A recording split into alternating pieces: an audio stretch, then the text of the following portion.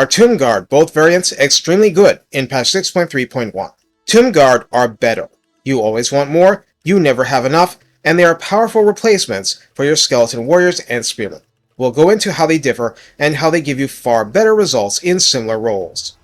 Costed 750 in multiplayer, the base Tomb Guard come in Ultra with 120 entities with 9,840 health between them. That is, they are much tougher per entity, but the unit HP is barely above regular skeletons, and they are less efficient feeding Realm of Souls for Ushabti summons. Armor is 55, middling for sure, and the shields are silver quality, blocking 55% of small arms fire just like the regular Tomb King skeletons. Leadership comes at 65, or a full 30 better than those skeletons. Speed 28 and charge speed 31 are the same, just as slow. Melee attack begins at 32, and while attack interval 4.4 is infinitesimally slower than much of the competition, the raw attack value is equal to Empire Swordsman, exceptional for undead. There is no splash damage. Melee defense of 41 is markedly above our eternal milestone of mediocrity, Empire Swordsman. Weapon strength 42 is also way above the norm, split base 33 and armor piercing 9. While the armor piercing is a bit restrained, this is otherwise some of the better damage put out by infantry, and as a 120 entity unit, it will squeeze tighter without needing excess elbow room. Charge bonus is 8, and mass is 120. Traits are pure vanilla, hide enforced, causes fear, undead, Realm of Souls compliant. The Halberds version is costed 850 in multiplayer. Entities, health, armor, and this is very important, shields are identical to the base model, as are leadership, speed, and charge speed. Melee attack begins at 25 or 7 worse, with attack interval 4.9 seconds or half a second worse. Conversely, no worse than that. No splash damage. Melee defense at rank 0 is 47, which makes it better by 6. Weapon strength is given as 29 or a full 13 worse, split base 9 and armor piercing 20. In spite of the low damage overall, if this connects with infantry, that is guaranteed AP damage, and it will hurt. So, what's the bonus versus large? It's 19. That means melee attack 44 against Empire Knights and weapon strength 48 against the same, heavily tilted toward opening the tin cans. Charge bonus is a mere 5, and mass is 120 again.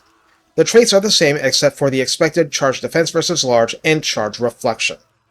In the redline skills, Sun-Scorched Bones at 3 pips adds plus 8 armor and plus 6 melee defense, which lands interestingly because, however greater their offensive prowess, especially against suitable targets, it's their defense which stands out. The Halberds being MD53 at rank 0 is quite something, but rank 7 and up veterans benefit from Unfading Memory for armor plus 10, speed plus 10%, and missile resistance 15%, which makes them even sturdier against a broad range of ranged attacks.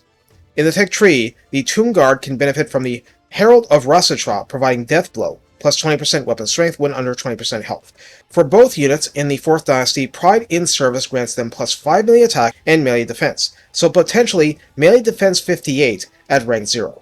And spreads those benefits to all embedded heroes. Stronger Binding as plus 10 more armor and plus 10% weapon strength on top of prior buffs.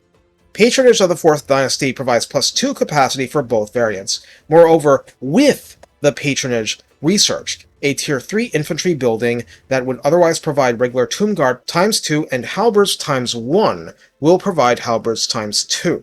That's for each tier 3 building. That's how you start filling your ranks with them. The Blessing Petra the Great Father adds plus 4 leadership and plus 8 melee defense for Tomb Guard in that army. Yes, that means potential Halberds with melee defense 66 at rank 0. Certain legendary lords do more. So how do we use Tomb Guard? In a sense, we use them exactly like the regular troops, but expect much better results. In armies with mixed ranks, either they're on the front line because you have no other choice, or they're second line, ready to come in and shred or poke as the circumstances dictate. They are very, very decent against their chosen opponents, but since they're slow, ability to pick their opponents is kinda low. Therefore, you will end up having to put up with what the situation creates. All that said, long run, missile resistance offers no help against spell bombardment, so all this goodness is never going to protect you against Kairos, though some extremely particular cult items can help with that, and so on. Barring that, they're absolutely amazing at soaking up damage for a little while. Against the right targets, they'll dish out a lot of damage, and against the wrong targets, they might be able to survive quite a lot for you. And of course, if they're helping each other, that's all the better. So how do we go beyond this? My Will Be Done for plus 5 melee attack and defense means your Lord is key, making them hit a lot more. Yes, they're harder to hit too, but the attack is the worst figure. The rest basically comes down to spells. The Time Warp spell from Lore of Light is a particular winner, but the Desiccation Curse from Lore of Nehekara does quite a good job. For the regular version, if they can hit and do damage, Soul Blight is an extra way to make them do even more damage against those targets, at least for a time. And Overcast Cursed Blades is always good as an option to supercharge them against large targets, even if they're the Halberds version. And if they're not, they'll do anti-large anyway and hit a lot more. These are the basics. The more advanced options basically demand constructs being in the mix, using craftable or dropped items to make their stats go up even more, canny use of the Lore of Nehekara to heal a bit, and managing reserves decently to keep your caskets of souls firing. But because they're more valuable, you don't want your Skullstorm to move directly on top of them. This is where late game unlocking of Shadow's Priests helps because Pit of Shades is extremely stable as anti-blot goes. In the end, their speed, which never gets an extra plus 10% boost from the tech tree, like the regular skeletons do, holds them back, but in terms of creating and maintaining formations, they are amazing. Treasure them, and when they finally give in, raise more immediately. Take care, and have fun doing your ancient lieges proud.